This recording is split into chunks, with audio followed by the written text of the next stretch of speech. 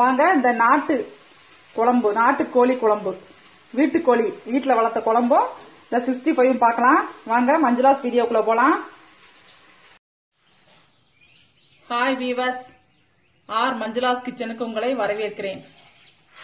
இன்னைக்கு நம்ம என்ன பார்க்க போறோம்னா, இந்த பாருங்க, ஒரு சிக்கன் 65 ஒன்று பண்றோம். இது வந்து நம்ம போந்தாங்கோழின்னு சொல்லுவோம்ல, அதனுடைய கறி. போந்தாங்கோழி பெரும்பாலும் நம்ம கடையில் வாங்குற அந்த இதோட கறி மாதிரியே இருக்கும். ஆனால் கறி மட்டும் கொஞ்சம் கம்மியாக இருக்கும். நம்ம பிராய்லர் வந்து நிறைய கறியாக இருக்கும், இது கொஞ்சம் கம்மியாக தான் இருக்கும். மற்ற இதெல்லாம் கொஞ்சம் ஜாஸ்தியாக இருக்கும். பார்த்தீங்களா, இந்த எலும்பு இந்த இதெல்லாம் கொஞ்சம் ஜாஸ்தியாக இருக்கும் நம்மளுக்கு. இது நான் தனியாக இது குழம்பு வைக்கிறதுக்காக எடுத்து வச்சிருக்கேன். இதுலேயுமே இதை சிக்கன் 65 பண்ணுறதுக்காக எடுத்து வச்சிருக்கிறேன். போன தடவை நான் இதே மாதிரி ஒரு சிக்கன் குழம்பு வச்சு காமிக்கும் பொழுது ஒரு பிரதர் கேட்டிருந்தாரு, இது உங்க வீட்டு கோழி தானே, நிஜம்தானான்னு கேட்டிருந்தாரு. நான் இப்ப இந்த வீடியோஸ்ல அந்த கோழியெல்லாம் உங்களுக்கு காமிக்கிறேன். உங்களுக்கு சந்தேகம் இருந்தா பாத்துக்கலாம். ஓகேயா? இப்போ இதை நம்ம 65 பண்ண போறோம். இதுக்கு நம்ம இப்ப நான் நல்லா கழுவி வினிகர் போட்டு மஞ்சள் பொடி போட்டு நல்லா சுத்தமா கழுவி எடுத்து வச்சிருக்கிறேன். இது என்னென்ன நம்ம இதோட சேர்க்கலாம்னு பார்க்கலாம். இப்ப பாருங்க, இதுல நம்ம கொஞ்சம் தயிர் ஊத்திக்கலாம். ரொம்ப ஒரு 2 ஸ்பூன் தயிர் மட்டும் ஊத்திட்டு கொஞ்சம் உப்பு போட்டுக்கலாம். முதல்ல உப்பு போட்டு இந்த தயிரையும் ஊற்றி நம்ம நல்லா இப்படி கொஞ்சம் பிணைஞ்சிக்கலாம்.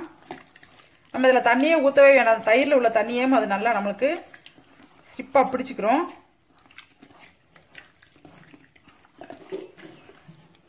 இதில் மிளகாய்த்தூள், தனி மிளகாய்த்தூள் பிணைஞ்சிட்டு பார்த்துக்கலாம். போதும்னா இதோட இது பண்ணிக்கலாம், இல்லாட்டி இன்னும் கொஞ்சம் போட்டுக்கலாம். கொஞ்சம் இது போட்டுக்கலாம், கரெக்டாக இருக்கும். நான் 2 ஸ்பூன் எடுத்து வச்சேன், கரெக்டாக தான் இருக்கும். இது கொஞ்சம் நல்லா ஊறட்டும். ஏன்னு சொன்னால் இது நமக்கு பிராய்லர்னா ஈஸியாக உங்களுக்கு இதாயிரும். அந்த பிராய்லர் வகையோட சேர்ந்த கோழினாலுமே நம்ம வீட்டில் வளர்க்குறதுனால அது கொஞ்சம் ரஃப்பாக தான் இருக்கும். அதனால கொஞ்சம் தெரிஞ்சுக்கலாம். இதில் ஒரு 2 ஸ்பூன் கார்ன்ஃப்ளவர் மாவு மட்டும் போட்டுக்கலாம். இப்போ பாருங்க, கார்ன்ஃப்ளவர் மாவு கொஞ்சம் போட்டுக்கலாம்.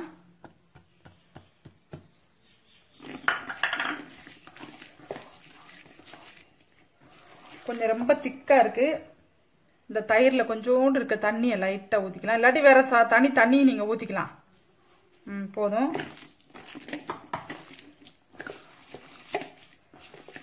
இதில் ஒரு லெமன் பிழிஞ்சு அப்படியே மூடி வச்சிருவோம்.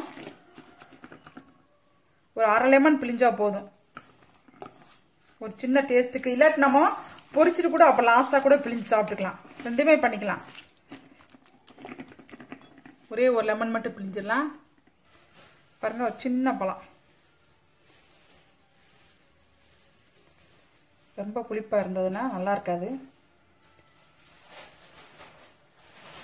சின்ன பழம் தான் பிழிஞ்சிருக்கேன், அதனால போதும். இதில் உள்ள விதையெல்லாம் எடுத்துடலாம்.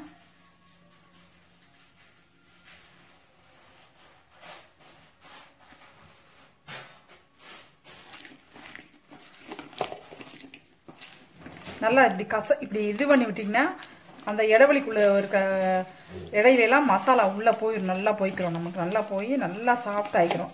ஏற்கனவே நம்ம வினிகர் போட்டு வேற கழுவி வச்சிருக்கோம், அதனால கொஞ்சம் சாஃப்ட் ஆயிரும்.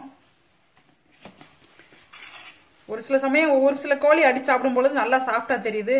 ஒரு சில கோழி அடிக்கும் பொழுது ஒரு மாதிரி ரொம்ப ரஃபா இருக்க மாதிரி தெரியுது. என்னதான் வேக வச்சாலும் அப்படி தெரியுது. அதனால பார்க்கலாம் இது எப்படி இருக்குங்கிறத பார்க்கலாம். இது அப்படி நம்ம இப்போ மூடி வச்சிடலாம். இப்போ பாருங்க, நம்ம வாங்க எல்லாரும் போய் கோழிகளை பார்க்கலாம். வீட்டிலேருந்து வெளியில் வர்றோம். இப்போ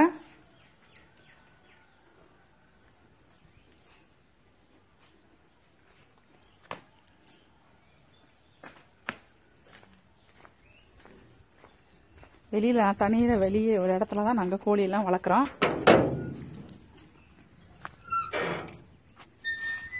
இது எங்கள் வீட்டுக்கு முன்புறம். பாருங்க, இதான் எங்கள் வீடு. இதான் எங்கள் வீடு. இந்த அங்கே இருக்க கோழிகளே எங்கள் கோழிகள் தான் பாருங்க.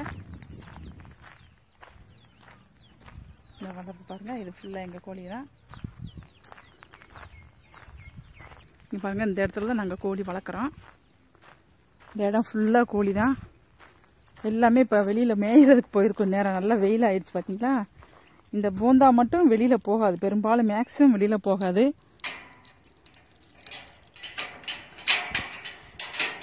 இது வந்து நாங்கள் ஃபஸ்ட்டு விளைநிலமாக வச்சுருந்தோம். அதுக்கப்புறமா மழையே இல்லைங்கிற காரணத்தினால இப்படி இடத்தையெல்லாம் இப்படி போட்டு வச்சிட்டோம். இது இங்கே பாருங்கள், இந்த கூண்டில் வந்து பாருங்கள் எல்லாமே திறந்து விட்டு எல்லா கோழியிலும் போயாச்சு. இந்த ஒரு கோழி தான் பாருங்கள் முட்டையில் அடகாத்து படுத்துருக்கு பார்த்தீங்களா. படுத்துருக்கு பாருங்கள், அதில் 16 முட்டை வச்சுட்டு உள்ளே படுத்துருக்குது. அது பாருங்கள், இங்கே இருக்கு பாருங்கள் போந்தாங்கோழி. இந்த இருக்கு பாருங்கள், இதுதான் இது நம்ம நாட்டுக்கோழி கிடையாது, பார்த்தாலே தெரியும். அந்த கூண்டு நிறையா கோழியை தான் வளர்க்குறோம். இந்த போது பார்த்தீங்களா கடநாத்து இருக்குது பாருங்கள், தெரியுதா உங்களுக்கு? இது கடநாத்து கோழி, அது போந்தா. அந்த இதோட சேர்ந்த கோழி தான் நான் இப்போ அடிச்சிருக்கேன். இந்த சிகப்பு இருக்குது பார்த்தீங்களா, அதோட கோழி தான் நம்ம அடிச்சிருக்கோம் பாருங்க. இந்த போந்தா மட்டும் வெளியே போகாமல் உள்ளே இருக்கும், மற்றது எல்லாம் வெளியில் ஓடிடும் பார்த்தீங்களா, தெரியுதா? அந்த ரெட் கலர் கோழி போந்தாங்கோழி இருக்கு பாருங்க, அதை தான் நாங்கள் அதோட தான் சேர்ந்து இருந்த ஒரு சேவல் இருந்தது. அது கூவாமல் தான் இருந்தது. இது இன்னும் ஒன்றுமே முட்டைக்கும் வரல. இந்த கடநாத்து பாருங்க, ஒரு சேவல் கொண்டை வச்சிருப்பாருங்க, அழகா பெரிய கொண்டை வச்சிருக்கு பார்த்தீங்களா, அதான் சேவல். இது ரெண்டுமே கோழி, அது கோழி தான் போந்தாங்கோழி. அது வந்து அந்த கோழி தான் நாங்கள் அடிச்சிருக்கிறோம். மற்றதெல்லாம் எல்லாம் வெளியில் போயிடுச்சு கோழிகள் எல்லாம்.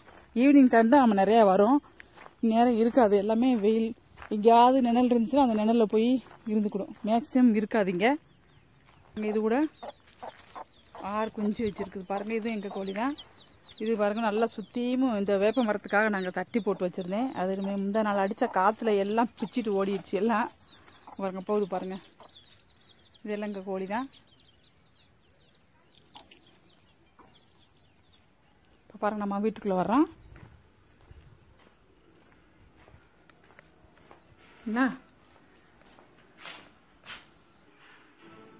பாருங்க, வீட்டுக்குள்ளே வந்தாச்சு. இப்போ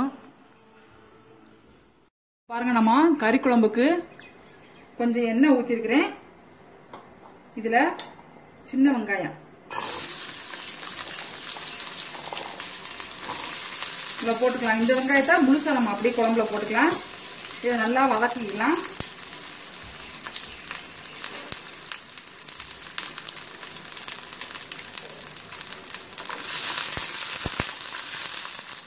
இப்போ பாருங்க, இது கூடயேமோ ஒரு ஏலக்காய் போடலாம். ஏலக்காய் ரொம்ப போட்டால் வாசம், ஏலக்காய் வாசம் எங்கள் வீட்டில் யாருக்கும் பிடிக்காது. அதனால நான் ஏலக்காய் பெரும்பாலும் பாயாசம் இந்த மாதிரி ஐட்டங்களில் தான் யூஸ் பண்ணுவேன். இதுகளெல்லாம் போட மாட்டேன் பெரும்பாலும்.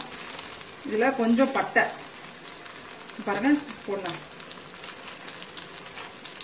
2 கிராம்பு. நம்ம தாளிக்கும் பொழுது பிரிஞ்சி இலை மட்டும் போட்டு தாளிச்சுக்கலாம் பாருங்க. ஒரு கிராம்பு. இதெல்லாம் ஏன் நான் கம்மியாக போடுறேன்னா, நான் ஏற்கனவே கறி குழம்பு பொடி தயார் பண்ணி வச்சதுல வந்து நான் நிறைய இதெல்லாம் போட்டிருப்பேன், அதனால இது கம்மியாக போடுறேன். ஒரே ஒரு அன்னாச்சிப்பூ, பட்டை, கிராம்பு, அன்னாச்சிப்பூ, ஒரே ஒரு ஏலக்காய், அது மட்டும் போட்டுக்கிருக்கேன். இது நல்லா வதங்கட்டும். வெங்காயம் நல்லா வதங்கிட்டு பாருங்க. இந்த எண்ணெய் வந்து நேற்று காலிஃப்ளவர் பொரிச்ச எண்ணெய், அதனால கலரா இருக்குது. இதுல வந்து தக்காளி, இந்த பாருங்க 3 தக்காளி, சின்ன சின்ன தக்காளி 3யுமே அப்படி முழுசாவே போட்டுக்கிறேன்.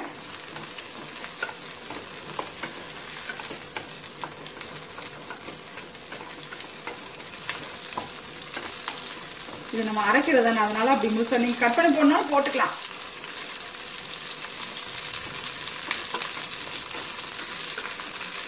நல்லா வதங்கட்டும் பாருங்க. இப்போ வதங்கிடுச்சு. இப்போ இதுல குழம்பு மிளகாய் தூள் ஒரு 2 ஸ்பூன் பாருங்க, குழம்பு மிளகாய் தூள். அதே மாதிரி கறி குழம்பு பொடி, கோழி குழம்பு பொடி, அது ஒரு 2 ஸ்பூன். இந்த கோழி குழம்பு பொடி நான் ஏற்கனவே வீடியோ இன்னும் போடலை உங்களுக்கு, ஏன்னா என்கிட்ட அரைச்ச பொடியே இன்னும் இருக்குது, அதனால நான் திருப்ப அரைச்சி வச்சா அது வேஸ்டா போயிடும். நாங்க அடிக்கடி இந்த கோழி இதெல்லாம் பெரும்பாலும் மேக்சிமம் நிறைய எடுக்க மாட்டோம், மீன் அதான் செய்வோமா, அதனால இது வரைச்சாலும் நம்மளுக்கு வேஸ்டா போயிருமே தான் நான் உங்களுக்கு இன்னும் வீடியோ போடல. கண்டிப்பா அந்த இது முடிஞ்சவும் நான் உங்களுக்கு கண்டிப்பா அந்த வீடியோ போடுவேன். இப்போ இது ரெண்டையும் நல்லா இது பண்ணிட்டு இது நல்லா பேஸ்ட் அரைச்சிக்கலாம். இதோட பாருங்க மல்லி புதினா இதையும் நல்லா போட்டு இந்த சூட்லயே கிண்டி விட்டுட்டு ரொம்ப வதங்க வேண்டாம், அப்படியே நம்ம பச்சையாவே அரைச்சிக்கலாம்.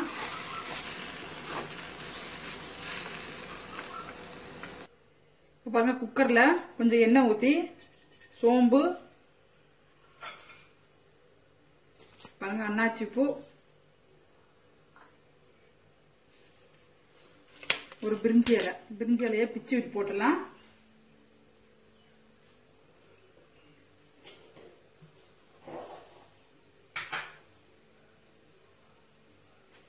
கொஞ்சம் கருவேப்பிலை,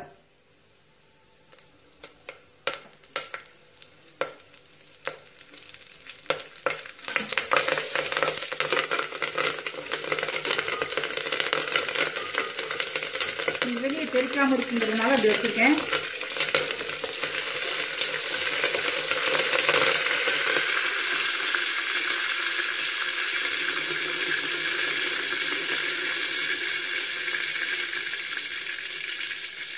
சலசல படங்கி பாத்தீங்களா. 3 மிளகாய் வெட்டி நம்ம கை வச்சு பிச்சு போடலாம். பிக்காம போட்டோம்னா வெடிக்கும், கண்டிப்பா வெடிச்சு வெளியில வந்துடும். அதே மாதிரி சின்ன வெங்காயம் பாருங்க,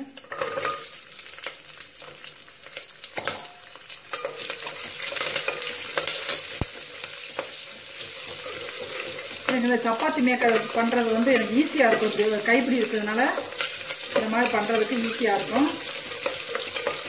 இல்லாட்டி எல்லா இடமும் தெரிச்சு எப்ப பார்த்தாலும் நம்ம அடுப்பை தொடச்சிட்டே இருக்கிற மாதிரி இருக்கும். அதனால அது இந்த எண்ணெயா தெரிச்சு விழுந்துட்டாலே ரொம்ப சிரமமா இருக்கு துடைக்கிறதுக்கு.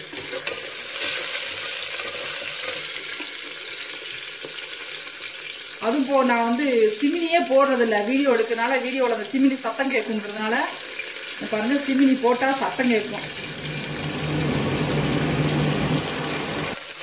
பாத்தீங்களா, சிமினி போட்டா சத்தம் கேட்குது பாத்தீங்களா. அதனால நான் சிமினி போடுறது இல்லை. இந்த வீடியோ எடுத்ததுல இருந்து சிமினி போடாம கிச்சன்ல மேல் பகுதி எல்லாம் நிறைய ஆயிலா பிடிச்சிருச்சு. அதை நான் வீக்லி ஒன்ஸ் அதை டெய்லி அலச வேண்டியிருக்கு, அது சிரமமா தெரியுது. அதனால இப்படி இதை வச்சு மூடிக்கிறது.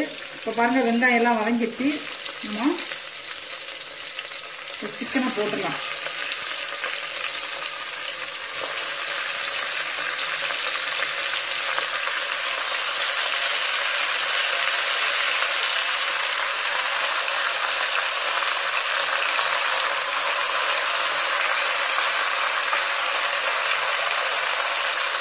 பாருங்க, இப்ப தேவையான கொஞ்சம் உப்பு போட்டுடலாம். கல் உப்பு தான் போடுறேன். உப்பு போட்டு கொஞ்சம் நம்ம அப்படியே பெசரி விட்டோம்னா இந்த சிக்கன்ல உள்ள தண்ணியே நம்மளுக்கு இறங்கிடும், நல்லா தண்ணி இறங்கிடும். அதாவது தண்ணி ஊத்த வேண்டாம், அதுல உள்ள தண்ணியெல்லாம் வெளியே வந்ததுக்கு அப்புறம் தான் நம்ம தேவையில்லா தண்ணி ஊத்திக்கலாம். இல்லாட்டி குழம்பு நல்லாவே இருக்காது, சதசதன்னு இருக்கும் இந்த கறியெல்லாம் சாப்பிடுறதுக்கு. அதனால நம்ம பாருங்க, இது நம்ம வீட்லயே வளர்த்ததுனால இவ்வளவு எலும்புகளை நிறைய தெரியுது. கடையில என்ன எலும்பே இருக்காது, வெறும் கறியா போட்டு விடுவாங்க, அது நல்லா சவச்சவ நல்லாவே இருக்காது. இது எலும்போட இருக்கிறது நல்லா டேஸ்டா இருக்கும். இது அப்படியே கொஞ்ச நேரம் மூடி வைப்போம், கொஞ்சம் ஒரு 5 நிமிஷம் சிம்லேயே வச்சு மூடி வச்சிட்டோம்னா நல்லா நிறைய இது ஜூஸ் இறங்கும். அதுக்கப்புறம் நம்ம பார்க்கலாம். இதோட மூடி வச்சே நம்ம இப்படி மாத்தி மூடி வச்சிடலாம். இப்போ பாருங்க, நான் சொன்ன மாதிரி நல்லா எவ்வளவு தண்ணி விட்டுருச்சு பாத்தீங்களா. சிக்கன் தண்ணி நிறைய விட்டுருச்சு. இவ்வளவு தண்ணி இருக்கும் பொழுது நம்ம தண்ணியை ஊத்தி வேக வச்சிட்டோம்னு சொன்னா ஒரு மாதிரி சவன் ஆயிரும், நல்லா இருக்காது.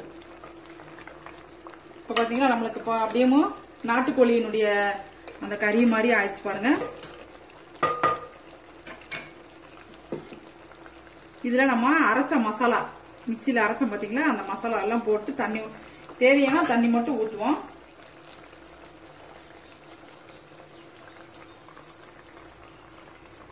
இந்த மிக்ஸி ஜாரை மட்டும் கழுவி தண்ணி மட்டும் ஊற்றலாம். முதல்ல ஒரு கிண்டி கிண்டி விட்டுருவோம். அதுக்கப்புறம் நம்ம தண்ணி ஊற்றலாம்.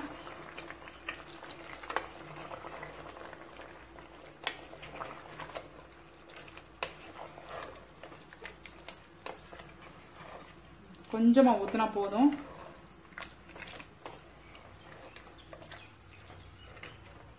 இப்ப இதுல கொஞ்சம் மஞ்சள் பொடி போட்டுடலாம். நம்ம ஏற்கனவே மஞ்சள் பொடி எல்லாம் போட்டுதான் கழுவி இருக்கோம், இருந்தாலும் கொஞ்சம் மஞ்சள் பொடி போட்டுருவோம்.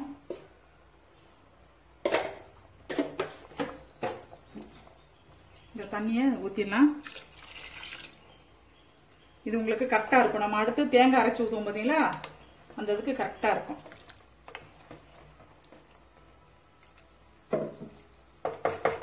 இது நம்ம இப்ப குக்கரை மூடி ஒரு 4 விசில் வைப்போம். நம்ம இது கொஞ்சம் வேகிறது கொஞ்சம் இதாகும், கொஞ்சம் இதாத்தான் இருக்கும். அதனால ஒரு 4-5 விசில் வச்சுட்டு அதுக்கப்புறம் நம்ம கொஞ்சம் நேரம் கழிச்சு திறந்து பார்த்து வெந்திருக்கான்னு பார்க்கலாம். வேகலண்டா மறுபடியும் 2 விசில் வச்சுக்கலாம். ஓகே, அப்ப மூடி விசில் போட்டுடலாம். இப்ப பாருங்க, நம்மளுக்கு கோழி குழம்பு வந்து நல்லா கொஞ்சம் வெந்துருச்சு. அடுப்ப சிம்ல வச்சுக்கலாம். இது உங்களுக்கு திறந்து காமிக்கிறேன் பாருங்க.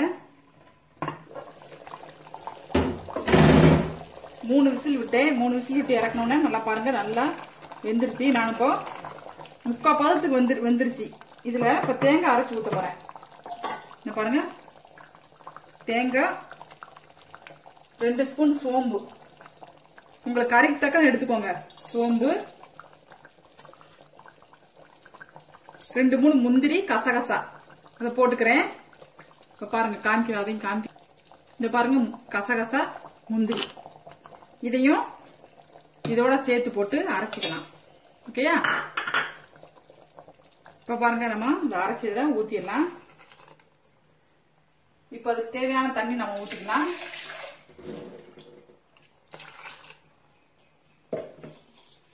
இப்ப உப்பு டேஸ்ட் பாத்துக்கலாம். டேஸ்ட் பார்த்துட்டு உப்பு தேவையான உப்பு போட்டுக்கலாம். உப்பு போட்டு மூடி மறுபடியும் ஒரே ஒரு விசில் வச்சா போதும். ரொம்ப நேரம் தேங்காய் அரைச்சு ஊற்றதுக்கு அப்புறம் ரொம்ப நேரம் கொதிச்சா குழம்பு ஒரு மாதிரி டேஸ்ட் மாறிடும். அதனால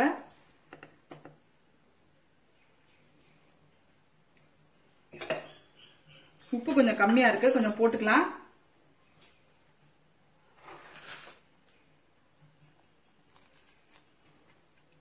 இது நல்லா ஒரு கொதி வரட்டும். நம்ம குக்கரை மூடிடலாம். இப்ப பாருங்க, நம்மளுக்கு இந்த கிராமத்து கோழி குழம்பு ரெடி ஆயிடுச்சு. பாத்தீங்களா எப்படி இருக்கு பாருங்க, சூப்பரா கலர்ஃபுல்லா இருக்கு பாருங்க. நல்லா அவ்வளோ டேஸ்டா இருக்கு. இது பார்க்கவே நம்மளுக்கு சாப்பிடணும் போல இருக்கு. பாத்தீங்களா, இது நல்லா நல்ல கிரேவி. இங்க பாருங்க, கிரேவியா இருக்கு. நல்லா சாப்பாடுல ஊத்தி சாப்பிட்டாலும் சரி, இட்லி, தோசை, சப்பாத்தி, நான், பிரியாணி எல்லாத்துக்குமே இது நல்லா இருக்கும். இப்ப இதை நம்ம மல்லி இலை மட்டும் போட்டு அப்படியே இறக்கிடலாம். இதுல வேற ஒண்ணும் வேண்டாம் நமக்கு. இப்போ சிக்கன் 65 பொரிச்சிடலாம். இப்ப பாருங்க, எண்ணெய் சூடாயிடுச்சு. எண்ணெய் சூடாயிருச்சான்னு கொஞ்சோண்டு ஒரு சின்ன மசாலா எடுத்து போட்டு பார்ப்போம். சூடாயிடுச்சு.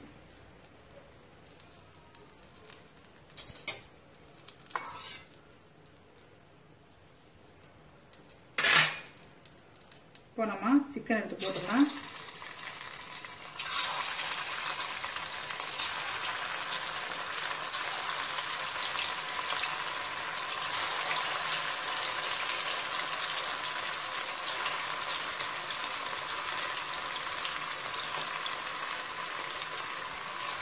நம்ம போடும்போது நிறைய இருக்கிற மாதிரி இருக்கும். அது கொஞ்சம் வெந்து வந்துச்சுன்னு சொன்னா கொஞ்சம் அப்படியே ஒன்று போல வந்துடும்.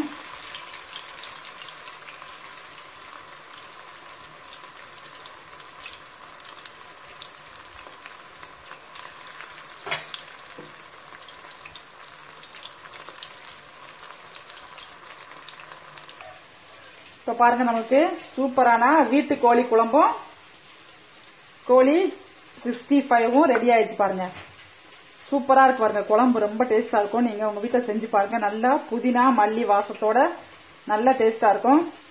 பாருங்க, இதுவும் ரொம்ப நல்லா டேஸ்டா இருக்கும். அடுத்த தடவை நான் இந்த கோழி அடிக்கும் பொழுது உங்களுக்கு காமினேன். எனக்கு வந்து தனியா என்னால அதை அறுக்க தெரியாது. எனக்கு வந்து அதை அரைச்சி தனித்தனியாக நல்லா பீஸ் போட தெரியாது. ரொம்ப ஒரு மாதிரி நொசு நொசுன்னு ஆக்கிடுவேன். அதனால நான் எப்பயுமே கடையில் கொண்டு போய் கொடுத்து தான் அடித்து வாங்கிட்டு வருவேன். ஏன்னா இன்னைக்கு அதே மாதிரி தான் பண்ணேன். அதனால தான் உங்களுக்கு கோழி அடிக்கும் பொழுது என்னால் காமிக்க முடியல. ஆனால் கோழிகளை பூரா உங்களுக்கு காமிச்சிருக்கிறேன். இந்த வீடியோஸ் உங்களுக்கு பிடிச்சிருந்ததுன்னா லைக் பண்ணுங்க, ஷேர் பண்ணுங்க, சப்ஸ்கிரைப் பண்ணுங்க. தேங்க்யூ.